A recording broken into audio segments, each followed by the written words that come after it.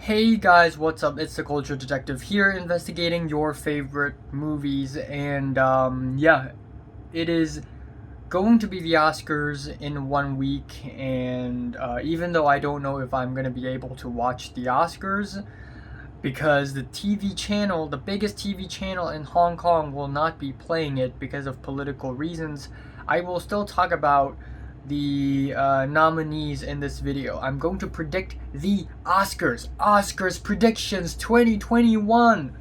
I did an Oscars prediction video like a few months ago, but that's before the nominees are even announced. So now that the nominees are announced, I have to do it again, am I?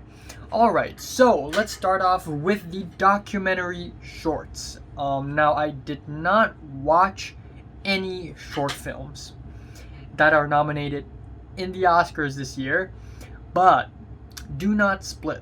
When the Oscar nominees are announced, I didn't know that Do Not Split is actually a documentary about the protests in Hong Kong in 2019. So solely because of that, I root for Do Not Split all the way, 100%. But that being said, let's talk about best visual effects. Best visual effects, it's going to be Tenet. I root for Tenet. Yeah, Tenet, while it is a flawed movie, I think the strongest aspect of Tenet is easily the visual effects. It's just mind-blowing, and if it doesn't win, I don't know what to say. Next, we have Best Production Design. For Best Production Design, I am predicting Ma Rainey's Black Bottom. But actually, the award can go for either Ma Rainey or Mank, because Mank has also been winning a lot of production design awards. So I honestly don't know. I don't root for one movie in particular. Tenet is also nominated, but why would it win? Yeah, I think it's either Ma Rainey or Mank, either one. But personally, I think I root for Ma Rainey a little bit more than Mank, but I think Mank will win. So my prediction is Mank. Alright, next up, Best Makeup and Hairstyling. Again, Ma Rainey's Black Bottom. I mean, what can I say? Not only is Ma Rainey's Black Bottom is nominated a lot in the Oscars this year, which means they have a higher chance of winning awards. But also, I think the makeup and hairstyling in Ma Rainey is legit pretty damn good. So, Ma Rainey's Black Bottom. And we also have Best Costume Design. And I will also be predicting Ma Rainey. Yes. I just hope that it doesn't, give the award to Mulan or anything. Which is weird. Like, why is Mulan nominated for costume design? What? Costume design is going to Ma Rainey as well. It's funny how the entire category of best costume design and best makeup is pretty much the same. Emma, Mank, Ma Rainey, Mulan, and Pinocchio. And then for makeup, it is, instead of Mulan, it's Hillbilly Elegy.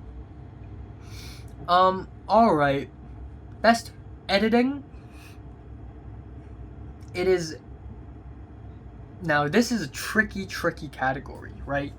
Because I originally predicted that it's going to go to the Trial of the Chicago 7, but for some reason, I have a sneaky feeling that the Oscars this year are going to be unpredictable, given how they nominated Thomas Vinterberg in director, and how they nominated Sound of Metal in Best Picture. This year, the Oscars, they're a little bit unpredictable. So, the reason why I originally thought they're going to give it to the Trial of the Chicago 7 is because, not because the editing is great, but because it is the most edited movie. There's a lot of fast edits, and the Oscars love that. Oh my god, fast edits, crazy edits, very cool. But actually, they may give it to Sound of Metal. They may give it to Sound of Metal. And if they give it to Sound of Metal, I would be delighted. I would be very, very happy. So I'm going to say the Trial of the Chicago 7 or Sound of Metal. But I think The Trial of the Chicago 7 still has a higher chance, so that. Alright, Best International Feature Film. I think this one speaks for itself. I think this is an incredibly obvious choice. It is going to be Another Round, aka Look, which is easily my favorite movie of 2020. Now, we also have Better Days. Movie that is in the Oscars. According to the Oscars, it is a Hong Kong film, but actually the only thing Hong Kong about Better Days is the director, who is a Hong Konger, but everything else about this movie is actually Chinese. So while I am extremely happy that Hong Kong is being mentioned in this category, ultimately it's not much of a Hong Kong film, is it? And anyways, either way, Another Round is still an absolutely amazing movie. Totally deserves the International Feature Award. Alright, next up we have Best Documentary Feature, and this category is a little whimsical, for the lack of a better word, because there are a lot of documentaries that I would love to see nominated but did not get nominated. For instance, Dick Johnson is Dead, or Feels Good Man, or The One by Werner Herzog, that is Fireball. And instead we have Collective, which is understandable, and we also have Time, and I legit think that Time is going to win. But for some reason, My Octopus Teacher is also winning a lot of awards, so it's either going to be Time or My Octopus Teacher. But I think they're going to give it to Time. I don't know why, but I think they're going to give it to Time. So Time for Best Documentary Feature. But equally, they may give it to My Octopus Teacher as well. Alright. Best Cinematography. Now, this is... Oh, you know what? Before that, let's talk about Best Sound. It's not Best Sound Editing or Best Sound Mixing anymore, it's just Best Sound. They're like, man, editing, mixing, it's too much, man. Just Best Sound. That's fine. It's going to be Sound of Metal. 100% Sound of Metal. I mean, there's the word sound in the movie title. I mean, what else can I say? It's going to be Sound of Metal. Best Original Song. Now, I really don't care about this category, so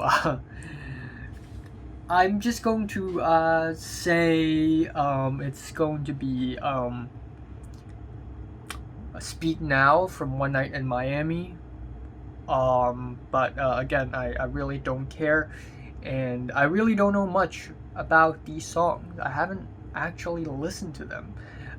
But then again, I don't really think it matters all that much, because these songs aren't even heavily incorporated into these movies. Okay, Best Original Score, we have The Five Bloods, Mank, Minari, News of the World, and Soul. And while I really like the soundtrack to Minari, I think I like the soundtrack to Soul even more, and I also think that Soul will win. 9 Inch Nails and John Batiste will win for Soul. Then we have Best Cinematography, which is very important award indeed. The nominees are Judas and the Black Messiah, Mank, News of the World, Nomadland, and The Trial of the Chicago 7. And they are definitely going to give it to Nomadland. I mean, Nomadland is beautiful. It is gorgeous. Now, I haven't seen News of the World, but out of the 4, I think the most beautiful one is Nomadland. It is beautiful, it is stunning, lots of amazing views, and it is a no-brainer. All right.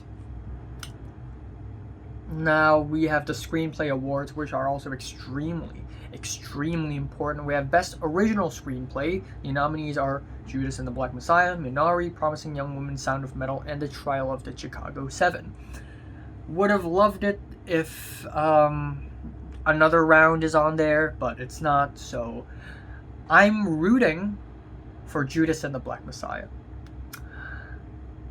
And I don't think it's going to win. I think the winner will be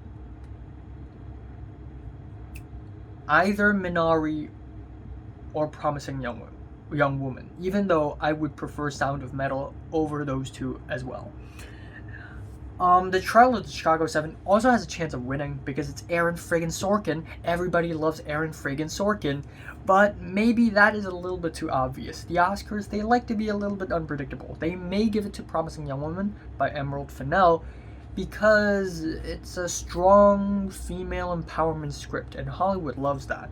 But I honestly don't think Promising Young Woman is that strong of a script. Given that some dialogues are a little cringy, some scenes are just a little convenient, even though the overall premise is pretty awesome. I'd say Minari is also a really solid one, but it doesn't really like make me go, oh my god. You know the script that made me go, oh my god? It's Sound of Metal. Especially the very beautifully written ending. I absolutely love that. I'm rooting for Judas and the Sound of Metal, but I think they're going to give it to either Minari or Promising Young Woman. Either. I don't know which one. Adapted screenplay, we have Borat, The Father, Nomadland, One Night in Miami, and The White Tiger. Borat 2, by the way, not the first one. Kind of upset that it is Borat 2 which is nominated, but the first one never even got any recognition because the first one is like definitely better than the second one. But yeah, I am rooting for The Father because, I mean, it's The Father. It is just very well written. But they're going to give it to Nomadland. And the reason being is that I think there's a great chance that Nomadland is winning Best Picture. And if it does, it definitely has to win Adapted Screenplay. It definitely has to. So yeah, Nomadland. Kind of upset that I'm Thinking of Ending Things is not nominated for Adapted Screenplay because it's really well adapted. Best Animated Feature Film. It's going to be Soul. It's going to be Soul. I'm sorry to all the Wolfwalkers fans, okay? I mean, Wolfwalkers is amazing. It is a great animated movie. But it's going to be Soul. We all know that. Pixar is winning again. Not a surprise. Now we have Best Supporting Actress. This is a tricky category because I feel like all of them equally have a chance of winning. I don't know why, but all of them equally have a chance of winning. They actually may give to Maria Bakalova. I don't think Amanda Seyfried is going to win. But at the same time, I also think that there's a chance that they're going to give it to Yoon Yo-jong.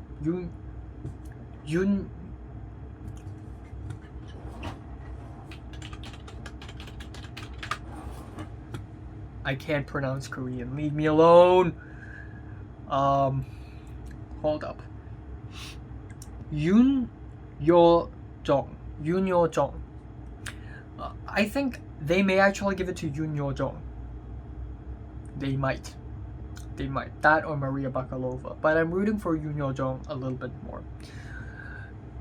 Alright. Best Actor in a Supporting Role, Daniel Kaluuya. It's set in stone. It's going to be Daniel Kaluuya. And his performance in Judas and the Black Messiah is amazing.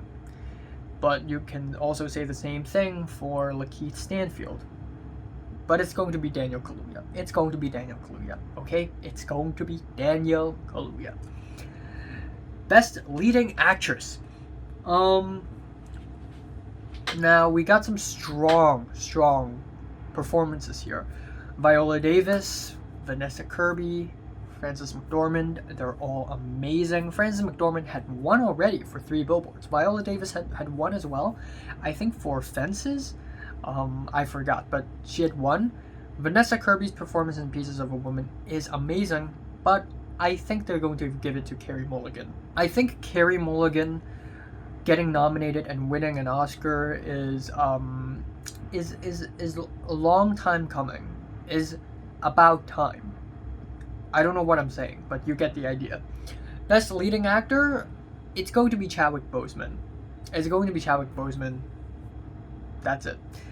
It's yeah, I mean Chadwick Boseman is great in that movie. I think Riz Ahmed's performance is also very Oscar worthy. Uh, Anthony Hopkins is amazing as well, but it's going to be Chadwick Boseman. We all know it's going to be Chadwick Boseman. That's that. Best Director. Now, again, kind of upset that Best Director isn't like a category for 8, because I mean, there are so many amazing directors who made movies in 2020 who deserve to be acknowledged here as well, but no, only 5. So between Thomas Vinterberg, David Fincher, Lee Isaac Chung, Chloe Zhao, and Emerald Fennell, they're going to give it to Chloe Zhao. It's obvious at this point. I mean, Chloe Zhao has been winning again and again and again and again and again, and she's gonna win the Oscars. It's going to happen. All right, Best Picture. Now, as per tradition, I will go from my least favorite of the bunch to my favorite. Okay, so out of these 8 movies, my least favorite is The Trial of the Chicago 7. After, by the way, me ranking them from least favorite to my favorite isn't going to be what I think will win the least and what I think will win the most likely. It's just me personally. My least favorite is The Trial of the Chicago 7. The more I think about this movie, the more it just feels like a dud. I mean, yeah, it's well paced, a lot of strong performances, it has a good premise, and it is not a bad movie at all. But it's just so Oscar baity. Just the way the movie is directed and edited, it's just so Oscar baity. And honestly, there are so many scenes in this movie that's just kind of duds, where they don't serve much purpose, and the story just doesn't pop as much as the other movie stories do. So yeah, that's my least favorite, unfortunately. Number 7, I'm giving to Nomadland. Unpopular opinion here, but Nomadland is mad overrated. This movie, I think it is gorgeous, and I think it is beautifully directed. I mean, a lot of the scenes has this really strong sense of naturalism to it. It's like a documentary, and it is beautiful. It's very humane, and I really love it. And I think being nomad in America is also a really interesting topic to cover in a movie. However, my main gripe with this movie is that there's no change. Nothing happens. What the heck is this? I received a spam message. Nothing happens in this movie. There's no dynamic, there's no progression, there's not much change. There's not much character change, there's no conflict, no obvious conflict anyways. And it's just a very bland movie. But that being said, it's not the blandest movie there is. It's still beautifully directed. Frances McDormand is amazing in this movie, and I really love the vibe of the movie. So number 7, it is. Number 6, I am giving it to Mank. Mank is also kind of overrated, in my opinion. It is a very indulgent movie that is almost a love letter to 1930s and 1940s Hollywood films. And yeah, the story is fine. It's just fine. I think the performances are great, especially when it comes to Gary Oldman. But beyond that, there is not much else going on for this movie. Again, given that is number 6, it's not a bad movie at all, you know? But it just doesn't really impact me all that much. It's just not that memorable of a movie. So Mank at number 6. Number 5, I am giving it to Promising Young Woman. Promising Young Woman. This movie is actually way better than I thought it would be. Before I watched Promising Young Woman, I thought it's going to be number 8. I thought it's going to be my least favorite out of all the Best Picture nominees, but actually, no. Promising Young Woman actually has a pretty interesting premise surrounding topics of revenge. And I think the movie is just really well paced. I mean, of course, there are some cringy dialogues and convenient scenes here and there. That's just like, But those are only minor flaws. I think overall it's still a very entertaining thriller with a very interesting premise. It doesn't beat around the bush. It cuts straight to the point, and it's fun. However, that being said, it's still not that memorable of a movie. It's not that memorable. It doesn't impact me all that much. And again, it is flawed. It's not perfectly written or anything. You know, there are still things that can be improved upon about this movie. Alright, top 4. Now, it's funny because the bottom 4 of these 8 movies are all collectively a little bit worse than all the top 4. So there is a gap of quality between Promising Young Woman and number 4, which is Minari. I like Minari a lot. A lot of people after watching Crazy Rich Asians are like, oh my god, I finally understand Asian American culture. They're rich. No. Watch Minari. Watch Minari. It is an incredibly realistic and grounded look on Korean immigration to America in the 1980s. It is a very wholesome movie. It is very well paced. I love the topics that it deals with, and it is a very beautiful movie overall. I mean, sure, it is really slow paced, very indulgent, and it's not going to be a lot of people's cup of tea, but Minari is good. I like this movie. At number 3, I'm giving it to Sound of Metal. This movie is extremely underrated. It is like my second favorite movie of 2020, and it is absolutely amazing. I love the story, you know. There are a billion ways that the story of Sound of Metal could go wrong, but the writer just stuck to the core theme of the story, which is to appreciate the beauty within the silence. And this movie perfectly portrays that. On top of that, we have killer performances by Riz Ahmed, and this is also very well directed in my opinion, because this movie is very central to Riz Ahmed's character, and the way the movie is directed, it really puts us in his perspective. When he loses his voice, we are legitimately like, oh my god, what is he going to do? This is terrible. And it's just such a beautiful movie. The ending, it's beautiful. Number 2. Now, here's the thing. I actually like the movie for number 2 a little bit more than number 1, ever so slightly, but I don't think this movie deserves Best Picture for obvious reasons. Number 2 is The Father. I recently watched this movie, and I absolutely love it. It is a movie about dementia, but from the perspective of the person suffering from dementia. It is a premise that I don't know why maybe somebody has done this before, but nobody has done it in such a cinematic way before anyways. And it's just such a great movie topic. Like, just the premise itself makes you go, oh my god, I need to watch this movie. I think the performances are great, and the way the story unfolds, because we're looking at the story from the perspective of the person who has dementia, the way the story unfolds is very confusing, but also very tragic. Like, we really want to grasp reality. We really want to get a grip of reality, but we just keep losing the perception of reality, and it's just tragic and powerful, and also very mind-numbing, and just very memorable and impactful film. So we have number 1, and that is Judas and the Black Messiah.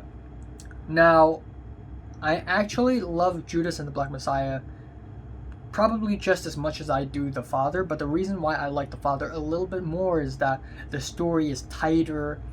But honestly, if there's a movie in the list of these 8 movies that deserve getting Best Picture, it would be Judas and the Black Messiah.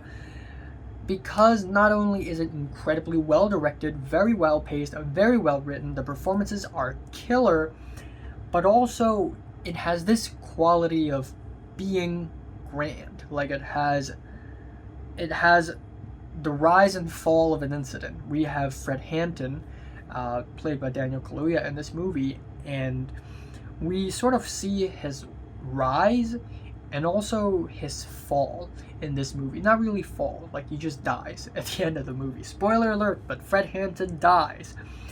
And there's just a grand scheme.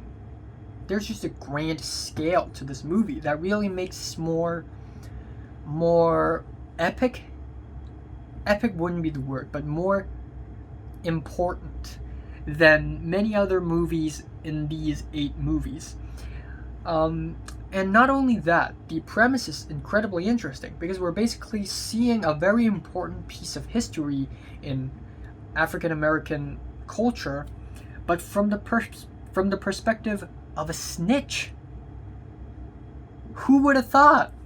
And it's entertaining as hell. There are lots of moments of comedy that's very impressive, and then there are moments of just tragic drama that just makes me almost tear up because it's just very powerful. And I just really like the directing of this movie as well. It is refreshing.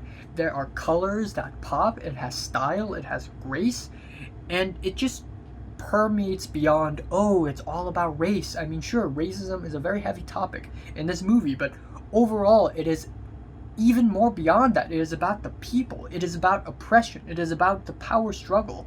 And this movie just perfectly captures that. I just really like this movie, and it is my favorite out of the 8. So, yeah. However, which movie do I think will win? Great question. I have no idea.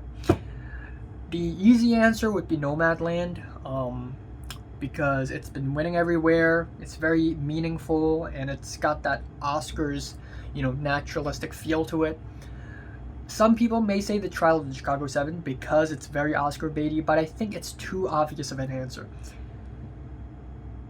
Now, it's not going to go to Minari, even though Minari has a very high chance, because Parasite has won already, and if they give it to, Minari is American produced, by the way, but the Oscars, they're not going to pull off something like that, so, Judas and the Black Messiah really deserves it. I root for Judas all the way, but I think they're going to give it to Nomadland. So, I'm just going to wrap it up here. But if they give it to Judas, I would be very, very happy. So, yeah, what are your Oscars predictions? Comments below, let me know. And my voice is getting raspy from all this talking, so I'm just going to shut up now. Thanks for watching.